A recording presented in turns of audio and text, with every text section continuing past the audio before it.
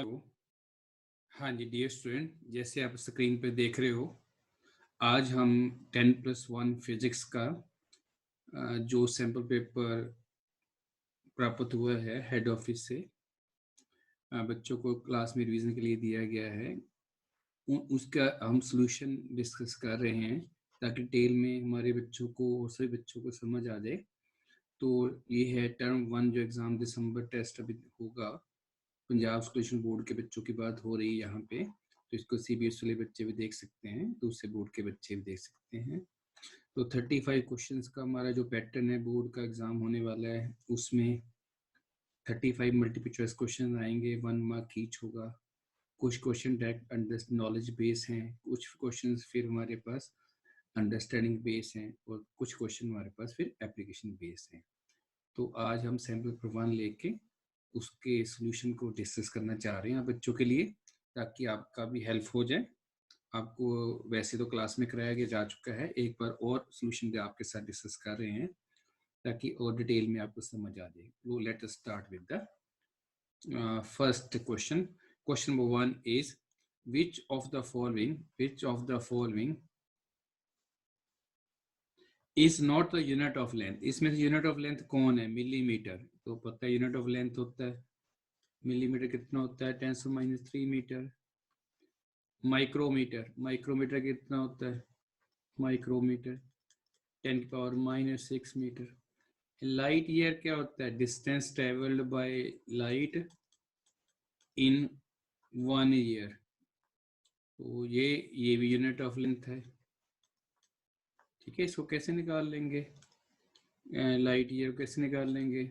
Velocity into time. Velocity of light कितनी है? 3×10⁸ metre पर सेकेंड। अगर लाइट एक साल लगातार वैक्यूम एयर में चलती रहे तो जितना डिस्टेंस ट्रेवल करेगी 365 डे, 24 आवर, 60 मिनट, 60 सेकेंड, ये सारा आंसर मीटर में आ जाएगा। तो जो हमारे पास बचा क्या है फिर? डी बाई बेसिकली क्या होता है? डी बाई हमारे पास ये डाइपोल मोड होता है, इलेक्ट्रिक डाइपोल मोड कहते हैं, केमिस्ट्री में भी पढ़ते हैं, फिजिक्स में भी पढ़ते हैं बच्चे। ये होता है चार्ज इनटू लेंथ। तो चार्ज का यूनिट हो गया कूलम, लेंथ का होगा मीटर। तो हमारे पास ऑप्शन आ गया बी यूनिट ऑफ लेंथ नहीं है। तो पेपरों में ध्यान से क्वेश्चन को अटेम्प्ट कीजिए। तो क्वेश्चन नंबर 2, 1 एस्ट्रोनॉमिकल यूनिट। पहले हमें पता होना चाहिए कि एस्ट्रोनॉमिकल यूनिट क्या होता है।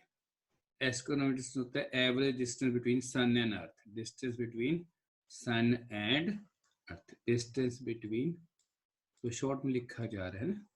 तो ये स्टैंडर्ड रिजल्ट हम याद रखेंगे 1.496 10⁻11 मीटर। तो इसका ऑप्शन रहेगा सी।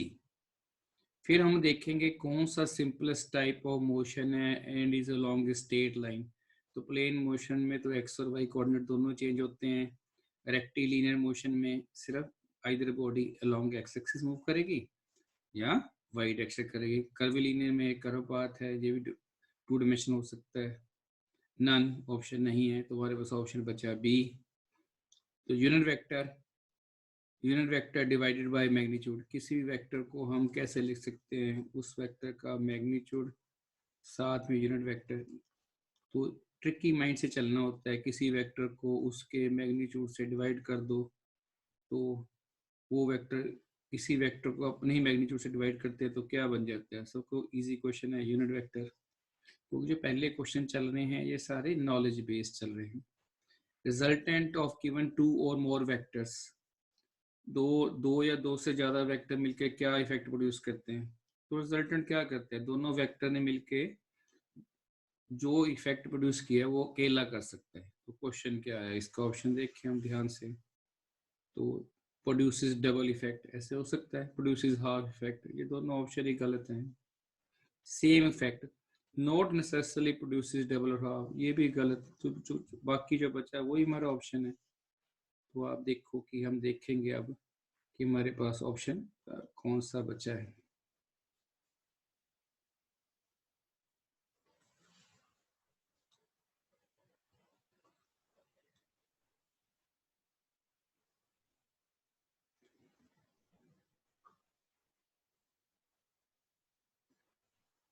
जस्ट वेट करें 1 मिनट, हमारे 1 मिनट वेट करो।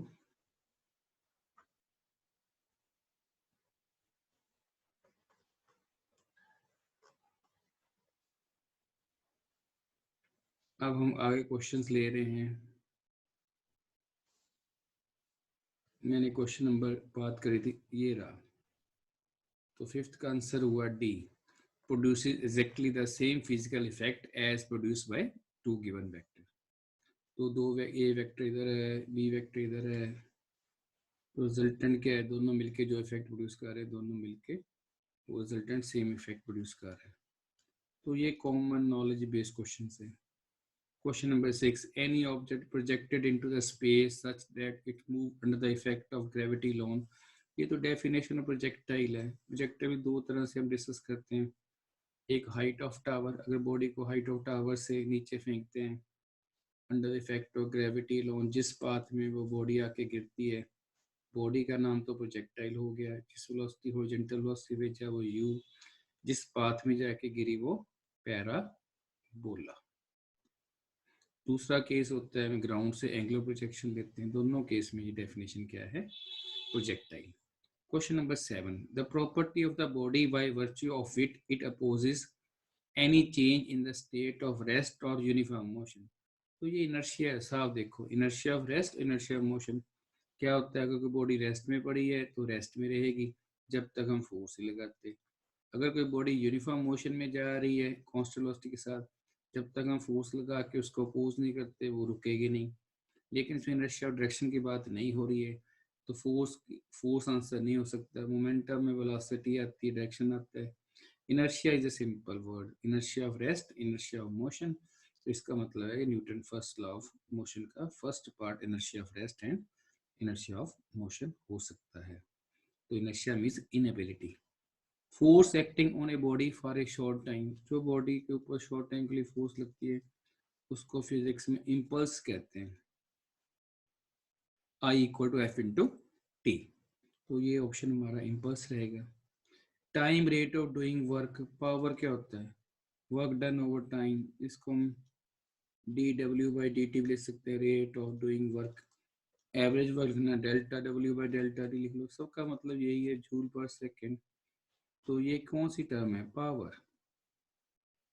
In an elastic collision the momentum is conserved, kinetic energy not conserved, दोनों ट्रू। जो इन इलास्टिक कोलिजन होती है उसमें, पहले सुनो, जो इलास्टिक होती है उसमें कंजर्वेशन ऑफ मोमेंटम भी लगता है, law of conservation of linear momentum भी होल्ड गुड होता है, और law of conservation of kinetic energy भी लगता है, होल्ड गुड। पर जो इन इलास्टिक कोलिजन होती है ना, इन इलास्टिक, उसमें पहला लॉ तो लगता है, law of conservation of linear momentum तो लगता है, लेकिन law of conservation of kinetic energy नहीं लगता कि दो बॉडी कोलाइड होने के बाद फास्ट वेलोसिटी से सकती हैं, दोनों बॉडी आप में जुड़ भी सकती हैं, दोनों बॉडीज की वेलोसिटी कम भी हो सकती है, तो काइनेटिक एनर्जी चेंज हो जाती है। तो ये हमारा क्वेश्चन नंबर 10 तक हो गया। बस अब हम मूव करेंगे क्वेश्चन नंबर 11 में। आप ध्यान से देखते जाएं, कोई बहुत इजी क्वेश्चंस हैं। तो let us start with question number, here is 11। These are all knowledge based questions, तो ध्यान से हम देखते चलेंगे। क्वेश्चन नंबर 11 पहुंच के हम, the work done bye all the forces, चाहे एक्सटर्नल हो या इंटरनल हो, किसी भी सिस्टम पे लगती हैं, उससे क्या चेंज होती है, टोटल एनर्जी, पोटेंशियल एनर्जी नहीं, kinetic energy, work energy theorem. Work is change in kinetic energy, बाकी ऑप्शन नहीं है। The centre of mass of rigid body, ये रोटेशनल मोशन के चैप्टर का कंसेप्ट है कि प्रूव भी किया जाता है ना, इस समय तो हम नहीं कर सकते कि सेंटर ऑफ मास किसी बॉडी का सरफेस के अंदर भी लाई कर सकता है, ठीक है, बॉडी के बाहर भी लाई कर सकता है, तो ऑन द सरफेस भी कर सकता है। इसका मतलब इसकी ये ऑप्शन है हमारे पास, क्या रहेगी हमारे पास ऑप्शन, इसकी ऑप्शन हमारे पास रहेगी इट, जस्ट वेट, ऑप्शन रहेगी हमारे पास एनी ऑफ दीज, कुछ भी हो सकते हैं।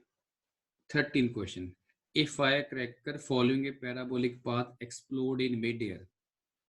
यहाँ से हमने फायर क्रैकर, बच्चे खेलते हैं, फेंका ऊपर, ऐसे जाते हैं ना, कोई फायर क्रैकर ऐसे गिरता है, तो फायर क्रैकर गया एयर में एक्सप्लोड हो गया, तो पहले वो पैराबोलिक पाथ में जा रहा था, क्योंकि वो एक्सप्लोड क्या हुआ है, उसके ऊपर एक्सटर्नल फोर्स तो कोई लगी नहीं, इंटरनल फोर्सेस लगी हैं। इंटरनल फोर्स के कारण एक्सटर्नल फोर्स नहीं लगी, तो एक्सटर्नल फोर्स नहीं लगी तो एसिलेशन नहीं होगा, एसिलेशन नहीं होगा तो वेलोसिटी कांस्टेंट रहेगी।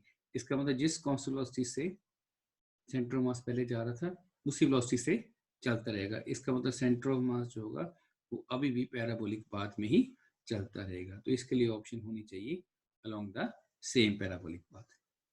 विच of the following is not dimensionless? देखो रिलेटिव वेलोसिटी, वेलोसिटी हो या रिलेटिव वेलोसिटी हो, डिमेंशन फॉर्मूला तो इसका बन ही गया, तो बिना देखे पता चल रहा है।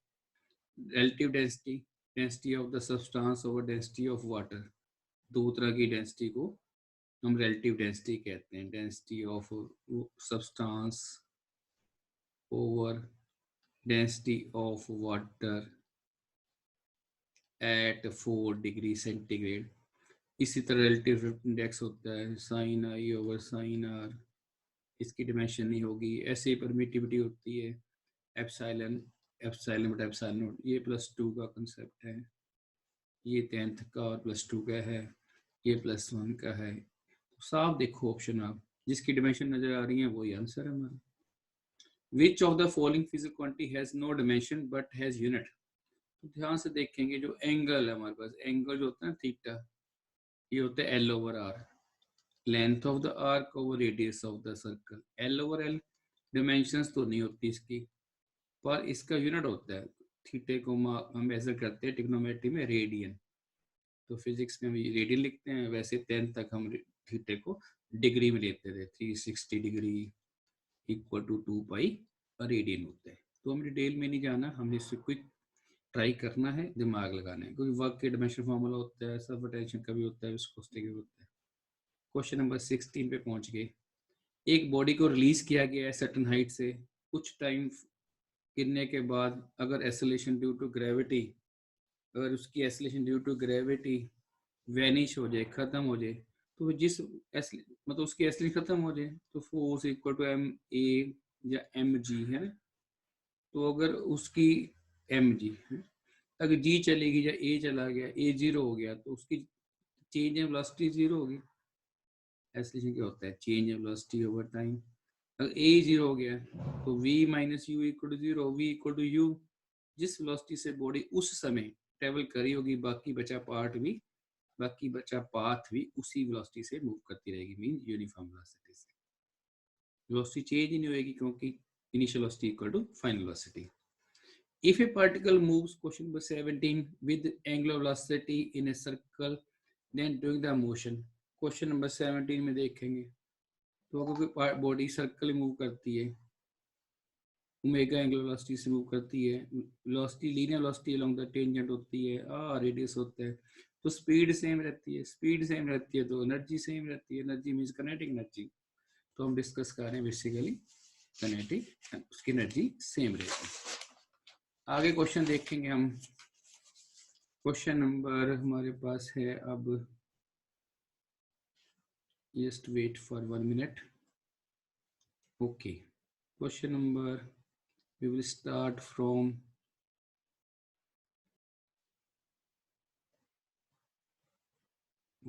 just wait 18, so we are taking 35 questions हैं, 1.5 आवर में करने होते हैं, तो ध्यान से कीजिए, ठीक है। तो बच्चों से बेनती है ध्यान से करें, इजी क्वेश्चंस होते हैं। Question number 18, 2 bullets are fired simultaneously and with different speed from the same place, which will, कौन ग्राउंड पे पहले पहुंचेगी, ठीक है। तो दोनों सेम टाइम पे पहुंचेंगे। टाइम जो होता है, टाइम ऑफ लाइट जिसको कहते हैं, 2h ओवर जी होता है, वो हाइट और जी पे डिपेंड करता है, इनिशियल वेलोसिटी पे डिपेंड नहीं करता। Not depend upon initial velocity, does not depend upon velocity. Walking of a man, बंदा जो चलता है, वो सबसे बेस्ट एग्जांपल है रेजोल्यूशन ऑफ ए वेक्टर। जैसे बंदा चलता है ऐसे, डायग्राम तो नहीं बनाई जा सकती, ऐसे बनाते हैं ना। तो ये बंदा है, ऐसे चल रहा है, वो अपने पैरों को ऐसे प्रेस कर रहा है ग्राउंड को, तो रिएक्शन उसके ऊपर जाएगी। रिएक्शन के दो पार्ट होंगे, हॉरिजॉन्टल जो होगा एक होगा वर्टिकल। जो वर्टिकल पार्ट है उसको तो वेट बैलेंस कर देगा बंदे का, तो हॉरिजॉन्टल कंपोनेंट जो है वो आगे वॉकिंग होगा। अगर friction force between the man and the person कम होगी तो बंदा वॉक कर लेगा, फ्रिक्शन ज़्यादा होगी तो नहीं कर पाएगा। तो इसका केस कौन सा है कि हमने उसकी ये इस एंगल से, थीटा एंगल से प्रेस कर रहा है ग्राउंड को विद सर्टन फोर्स, तो रिएक्शन ऊपर को जा रही है। जो रिएक्शन फोर्स है उसके दो पार्ट कर लिए, हॉरिजॉन्टल एंड वर्टिकल। वर्टिकल को वेट बैलेंस कर दिया ऑफ द पर्सन, तो horizontal component of the force जो है इस आपको उसके लिए रिस्पॉन्सिबल है। इसका मतलब वॉकिंग ऑफ मैन हम वेक्टर को रिजॉल्व कर रहे हैं। 4 children asked to arrange forces due to rolling static, तो सबसे इनको डिक्रीजिंग ऑर्डर में देना है। क्वेश्चन बिल्कुल ही क्लियर है। सबसे ज़्यादा स्टैटिक फ्रिक्शन होती है, उसके बाद स्लाइडिंग होती है, सबसे कम रोलिंग होती है। तो ये स्टैंडर्ड क्वेश्चन है। ठीक है, आगे question number 21, very easy question. अगर P लीनियर मोमेंटम है तो काइनेटिक एनर्जी कितनी होगी? हम अपनी तरफ से काइनेटिक एनर्जी लिखेंगे 1/2 mv²। तो m से मल्टीप्लाई कर देंगे, m से डिवाइड कर देंगे, ये क्या बन गया 1/2 m²v² m। तो m मोमेंटम होता है मास इंटू वेलोसिटी, ये बन गया 1/2 p² m। तो फॉर्मूला कौन सा बन रहा है p²/2m। तो बी ऑप्शन होने वाला है। क्वेश्चन नंबर 22 की बात कर रहे हैं। कुछ क्वेश्चन अभी नॉलेज बेस चल रहे हैं, इसके बाद अंडरस्टैंडिंग बेस आएंगे, उसके बाद एप्लीकेशन बेस आएंगे। तो एप्लीकेशन बेस में हमें न्यूमेरिकल्स होंगे। तो पेपर का स्टाइल होने वाला है पंजाब एजुकेशन बोर्ड की जो है इंस्ट्रक्शंस हैं, आप पंजाब एजुकेशन बोर्ड की साइट पे जाके जिस चैनल पर देख भी सकते हैं www.pscb.ac.in। ठीक है, तो वहाँ पे भी सैम्पल पेपर गिवन है, वो भी हम डिस्कस करेंगे। उसमें है कि हमारे पास 28 क्वेश्चन आएंगे थ्योरेटिकल और 7 क्वेश्चन आएंगे न्यूमेरिकल। तो 35 क्वेश्चन में हर क्वेश्चन का इक्वल वेटेज होगा, 1 मार्क ईच। तो अभी डिस्कस कर रहे हैं हम क्वेश्चन नंबर 22 पे पहुंच गए। A car is running on the concrete road, work done by the force of friction between the car and the road is example of. Work done against friction क्या चीज है? F.S, F.S cos theta. तो theta कितना है? Body आगे जा रही है तो फ्रिक्शन वापस लग रही है, डिस्प्लेसमेंट इधर है, फ्रिक्शन बैकवर्ड है, थीटा 180 है, तो cos 180 कितना होता है? -1। तो वर्क डन क्या आ जाएगा? -Fs। तो इसका एग्जांपल हो जाएगा -1। Work done by the centripetal force when the body moves in a circular path. जब बॉडी सर्कुलर पाथ में मूव करती है तो ध्यान से देखिए वर्क डन 0 है। तो कैसे 0 है? ये देखो, यहाँ से सेंट्रीपिटल फोर्स लगती है हमेशा अलोंग द रेडियस, तो बॉडी मूव करती है अलोंग द टेंजेंट। थीटा कितना हो गया दोनों के बीच में? 90। तो वर्क डन क्या बन गया है? F.S Fs cos 90। cos 90 0 होता है तो सारा वर्क डन 0 हो गया। तो what will happen to potential energy of a spring when it is compressed? Potential energy को क्या होता है हमारे पास? तो पोटेंशियल एनर्जी हमारे पास क्या होती है? इंक्रीज कर जाती है हम प्रेस करते हैं। अब अगला क्वेश्चन ले रहे हैं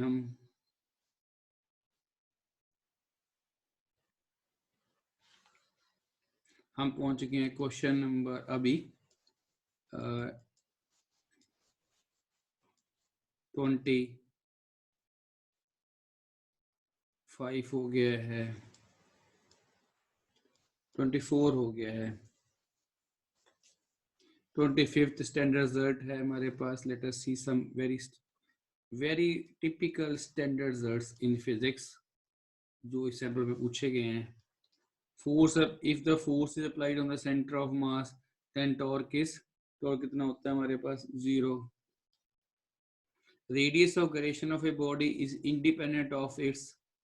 रेडियस ऑफ gyration हमारे पास किस पे इंडिपेंडेंट नहीं होता है? एक्सेलरेशन का कोई कंसेप्ट नहीं होता है, मूवमेंट ऑफ इनर्शिया होता है, इनर्शिया mr²। तो ये हमारी बॉडी है, ये उसका सेंटर ऑफ मास है, ये एक्सिस है, ये परपेंडिकुलर डिस्टेंस है, ये एक्सिस है। ठीक है, तो दोनों के ये सेंटर ऑफ मास m हो गए। तो बॉडी इस एक्सिस के आसपास घूम रही है तो मोमेंट इनर्शिया होता है एम आर स्क्वायर। तो इसमें मास आ जाएगा, एक्सीलरेशन भी आ जाएगी, डिस्ट्रीब्यूशन मास कैसा है, बॉडी रेगुलर शेप है, इरेगुलर शेप है, सेंटर मास कहाँ लाई करता है। ठीक है, तो एक्सीलरेशन का कोई मतलब नहीं है, this option can not be there. A spherical shell has mass m and radius r, moon inertia about its diameter। ये याद करना पड़ेगा 27। ये theorem of parallel axis perpendicular axis से निकाला गया रिजल्ट है हमारे पास। तो हमारे पास इसका रिजल्ट आप याद करोगे 2/3 एम आर स्क्वायर। क्योंकि अभी ये सॉल्व करना थोड़ा टाइम लग जाएगा। ये भी क्वेश्चन नंबर 28, आप आंसर को याद कर लो। If ice on the polar cap of the earth melt, duration of the day will increase. Basically ये कंसेप्ट है, जैसे अर्थ मेल्ट करेगी उसके पार्टिकल दूर दूर जाएंगे, मूव इनर्शिया बढ़ जाएगा, L equal to I omega होता है, एंगुलर मोमेंटम कंजर्व रहा, आई बढ़ गया, ओमेगा डिक्रीज कर गया, तो टी होता है 2 pi over omega, omega decrease कर गया, टाइम पीरियड बढ़ गया, टाइम पीरियड बढ़ गया means length of the day बढ़ गई। तो जैसे जैसे आप डेफिनेशन चैप्टर को और डिटेल में पढ़ेंगे तो आपको पता चलना शुरू हो जाएगा। Question number 29, energy of a photon E is equal to H nu. तो एच क्या हो गया हमारे पास, E ओवर न्यू। एनर्जी का formula work done m1 l2 t-2, kinetic energy हो, वर्क डन हो, फ्रीक्वेंसी होती है 1 over time period, 1 over time period. तो इसका आंसर यहाँ देखा जाए m1 l2 t-1। तो प्लेन्स कांस्टेंट का आंसर हमारे पास नजर आ रहा है ये बी ऑप्शन। ठीक है, अगला एक्सप्रेशन देखो, work done equal to change in kinetic energy. ये तो सीधा ही लग रहा है, ये कैसे करेक्ट है, ये इसमें प्रिंसिपल ऑफ होमोजेनिटी भी लग रहा है। जो वर्क डन की डायमेंशन फार्मूला होता है वही काइनेटिक एनर्जी का होता है, चाहे फाइनल काइनेटिक एनर्जी हो चाहे इनिशियल काइनेटिक एनर्जी हो। पहली बात, ये डायमेंशनली भी करेक्ट है, ये प्रिंसिपल ऑफ होमोजेनिटी और डायमेंशन को भी फॉलो कर रहे हैं। इसका मतलब ये सी ऑप्शन होना चाहिए। तो ए और बी नहीं, ए और बी दोनों ठीक है, इसका मतलब सी ऑप्शन है, both A and B are correct. Next question number 31 से लेके 35 तक अब हमारे पास न्यूमेरिकल्स हैं जिनको हम स्टेप बाय स्टेप अब करते जाएंगे। Displacement of the particle is represented by, ध्यान से देखें, कोई मुश्किल काम नहीं है, बहुत आसान है। पेशेंस रखो, पढ़ते चलो, पेशेंस रखो, पढ़ते चलो, बेस्ट मेथड। तो 35 क्वेश्चन देखो मैं कितनी जल्दी से कर रहा हूँ इसको, बहुत जल्दी से हमारे पास क्वेश्चंस हो रहे हैं।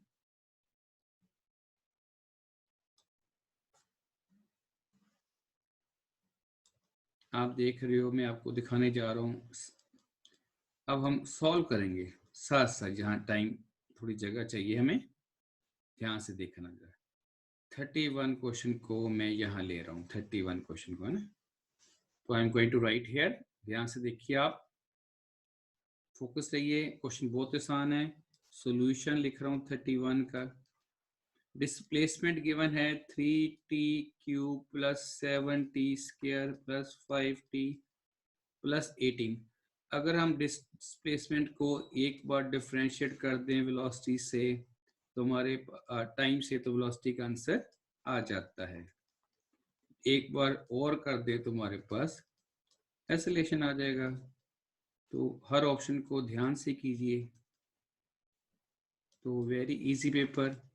तो देखो ये 3 डिफरेंशिएशन बाहर आ गया, ये फॉर्मूला लगा इंटू 3t⁻²। ये कैसे फॉर्मूला लगाया मैंने, d/dx ऑफ x⁻n, सबको पता है डेफिनेशन का formula.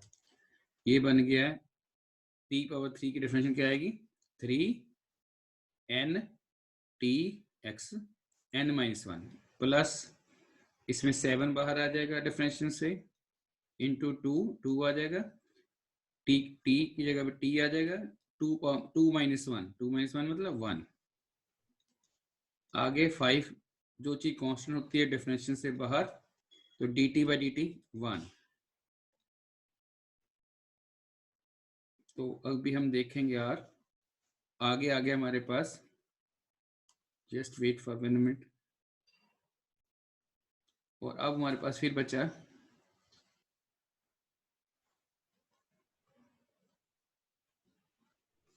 Differentiation of 8 constant differentiation 0 होती है। तो हमारे पास बचा answer 9t² plus 14t plus 5। ये हमारे पास वेलोसिटी आ गई। अब हमने एक्सेलरेशन लगाना है, इस बार एक बार और डिफरेंशिएट कर देंगे।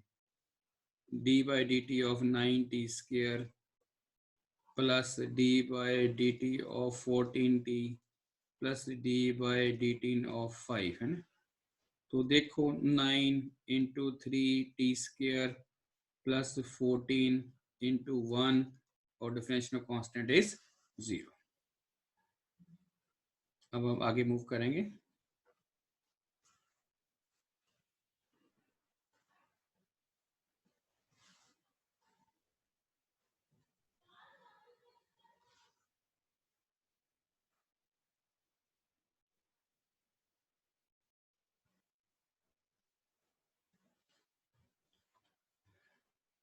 अभी हम दोबारा से इसी क्वेश्चन को आगे लेके चलते हैं।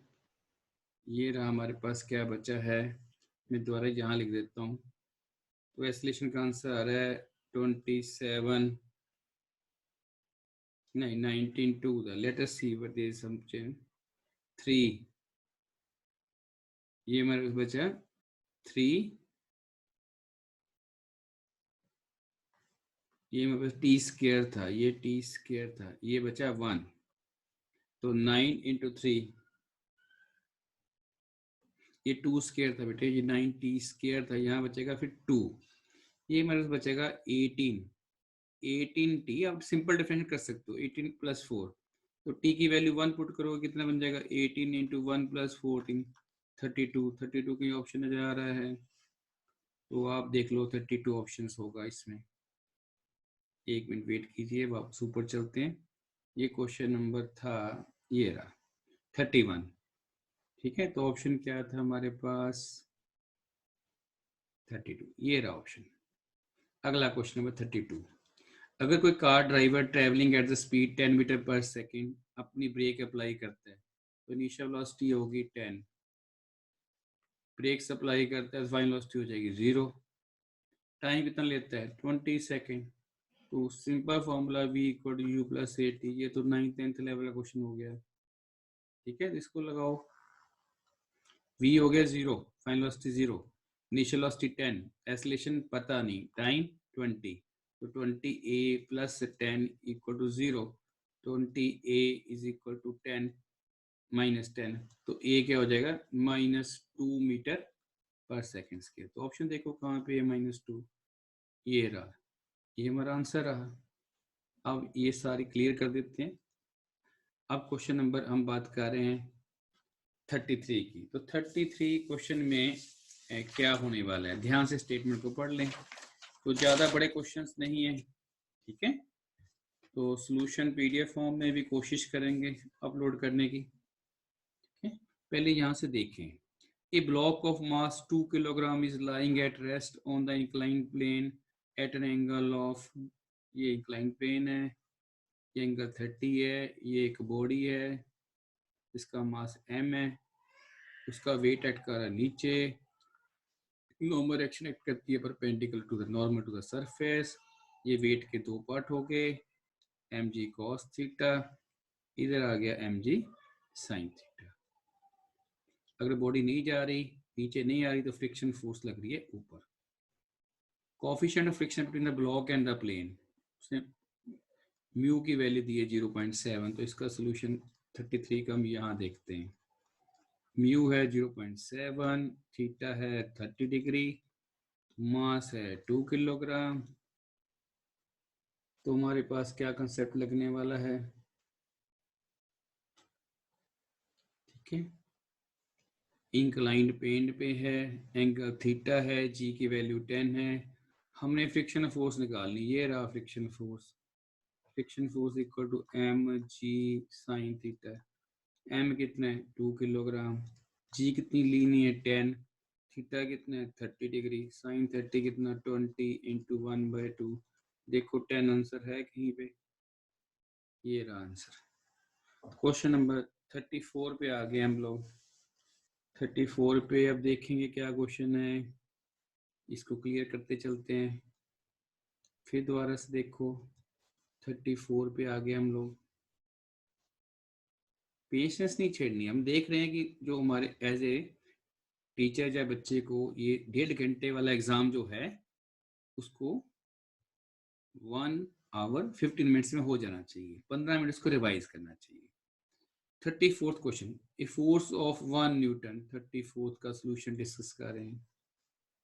फोर्स कितनी है 1 न्यूटन, मास कितना है जो पहले गिवन है वो लिख लीजिए, एक्सेलेरेशन कितनी है पता नहीं, force of 0.1 Newton on A mass of this produces N acceleration. तो ये तो बिल्कुल सिंपल क्वेश्चन हुआ, एफ इंटू एम में फोर्स बटा मास, तो कोई भी कर सकता है इसको, है ना। 1 न्यूटन, फोर्स कितनी है हमारे पास 1 न्यूटन, और मास कितना है 0.5, तो 10/5 2 मीटर/सेकेंड स्क्वायर। तो ये ऑप्शन रहा। नेक्स्ट क्वेश्चन, अब फिर इसको देख लेते हैं 35 को, वेट करो।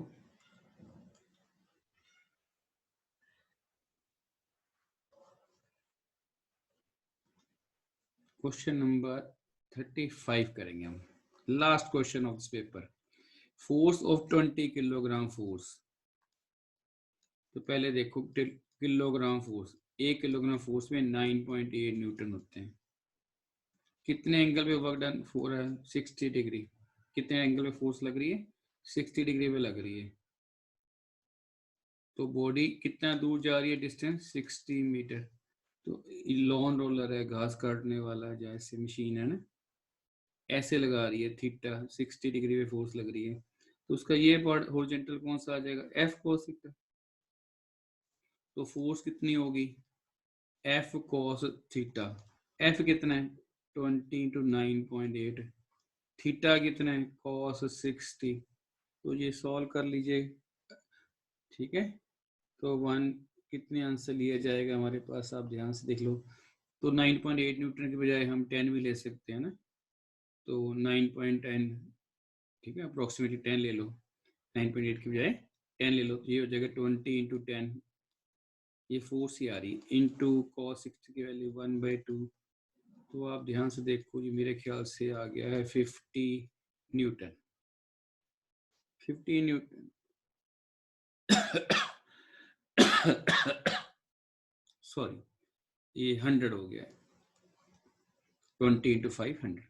अब कितना डिस्प्लेसमेंट हुआ है, डिस्टेंस हुआ है 20 मीटर, तो वर्क डन क्या होता है एफ एस, क्योंकि अब एफ कॉस थीटा, ध्यान से देखो, F cos theta and displacement same direction में, डिस्प्लेसमेंट भी इधर है, तो थीटा 0 हो जाएगा, एफ एस कॉस 0। तो हमारे पास आ जाएगा 100 न्यूटन फोर्स और 20 मीटर डिस्टेंस, 2000 जूल। अगर वर्क डन हमारा कोई ऑप्शन है तो ये हमारा आंसर है। तो मैं उम्मीद करता हूँ बच्चों आपको समझ आ गया होगा। तो मैंने जल्दी जल्दी से इसको सॉल्व करने की टेक्निक बता दी है, तो कैसे पेपरों के अंदर हम करेंगे। तो जैसा भी एग्ज़ाम होगा आप इन सैम्पल पेपर की अच्छी तरह से प्रैक्टिस करें, ठीक है। इससे क्वेश्चन सॉल्विंग एबिलिटीज बच्चे की एनलार्ज होती हैं। अब दोबारा से देख लीजिए, हम बात कर रहे हैं 35 क्वेश्चन थे हमारे पास। 35 क्वेश्चंस के अंदर तो हर क्वेश्चन कंपल्सरी है, 1 मार्क होगा। इसी तरह का ये पैटर्न होगा बोर्ड एग्जाम का, पंजाब एजुकेशन बोर्ड का दिसंबर टेस्ट का। तो ये इस तरह के आने के चांस है ना। तो जिस तरह का भी होगा, हमने जो सैंपल पर भेजा गया है उसकी आपको रिवीजन करा के दिखा दिए। अभी सैंपल पर 1 लिया है, नेक्स्ट वीडियो के अंदर सैंपल पर 2 करेंगे। वीडियो नंबर 3 के अंदर कुछ मोस्ट इंपॉर्टेंट एमसीक्यू अबाउट 100। कितने चैप्टर्स आने हैं सिलेबस में, चैप्टर नंबर 1 से लेके चैप्टर 1 चैप्टर नंबर 2 एनसीईआरटी, ये हो गया फिजिकल वर्ड एंड मेजरमेंट। फिर चैप्टर नंबर 3 आ जाएगा motion in 1 line, straight line, plane, vectors, इसको बोलते हैं काइनेमेटिक्स, है ना, ओवरऑल बोलो तो काइनेमेटिक्स। तो एनसीईआरटी का पहला चैप्टर, पहला unit physical world and measurement, ये सिलेबस है एग्जाम का। एंड इस मेजरमेंट है, अगर इस लैंग्वेज में समझ आ रहा है आपको।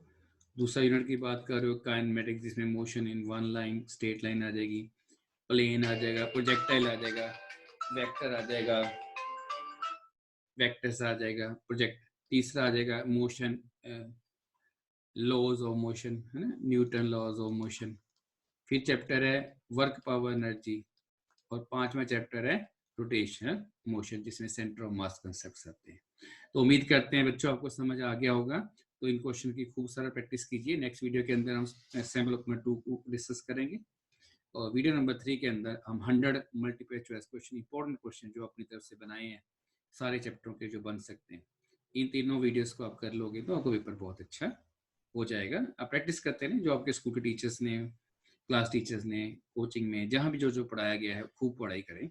एनसीईआरटी बुक को अच्छी तरह से फॉलो करें, उसके एक्सरे क्वेश्चंस करें, ठीक है। मल्टीपल चॉइस क्वेश्चन जो सैम्पल पेपर भेजे हैं, रिवीजन टेस्ट पेपर आए हैं सरकार के, वो भी करें, और अपनी भी अच्छी तरह से तैयारी करें। सबका मिक्सचर करके पेपर में कोई नेगेटिव मार्किंग नहीं है, 35 क्वेश्चंस हैं, अटेम्प्ट कीजिए ध्यान से, ठीक है। ये भी दिसंबर में अभी एग्जाम होने वाला है, 13 तारीख से लेकर 18 तारीख के बीच में। तो जब भी अपने में स्कूल का एग्जाम हो, आप इन क्वेश्चंस को ध्यान से प्रैक्टिस कर लें, और अपनी प्रैक्टिस भी करें, अपने टीचर्स द्वारा करवाई की प्रैक्टिस भी करें, और बुक भी फॉलो करें, एनसीईआरटी की बुक फॉलो करें, ठीक है। Thank you very much for watching this video. Thanks a lot. उम्मीद है बच्चों आपको समझ आ गया होगा। तो मैंने एक जल्दी से कोशिश करी है कि 12th वाले बच्चों को तो हम वीडियो बना के देते रहते हैं, क्योंकि उनका बोर्ड एग्जाम होता है। तो +1 के बच्चों के लिए थोड़ा मोटिवेशन करने के लिए, क्वेश्चन कैसे सॉल्व करने हैं, कैसे सोचना है, कैसे उस पर टिक लगाना है, तो कैसे ऑप्शन को ट्राई करना है। कई बार 4 ऑप्शंस होती हैं, 2 ऑप्शन तो बिल्कुल रेलिवेंट ही नहीं होती, तो 2 ऑप्शन में बहुत क्लोज रिलेशन होता है, उसमें से कैसे हमने क्लिक करना है। तो पेपर में 35 क्वेश्चंस होते हैं, हर स्कूल में या ऐसे ही होगा। 28 क्वेश्चन थ्योरी के होंगे, 7 क्वेश्चन न्यूमेरिकल्स के होंगे। ये सारा सैम्पल पेपर पैटर्न हमारे पंजाब स्टेट बोर्ड की साइट पे www.psv.ac पे अवेलेबल है। वहाँ पे भी सैम्पल पेपर अवेलेबल है। वहाँ पे पूरा टेक्निक बताएगी कि फिजिकल वर्डर मेजरमेंट से इतने क्वेश्चन आने हैं, काइनेमेटिक्स में से इतने आने हैं, लॉज ऑफ मोशन में से इतने एमसीक्यू आने हैं, वर्क एनर्जी में से इतने आने हैं, रोटेशनल मोशन में से इतने आने हैं।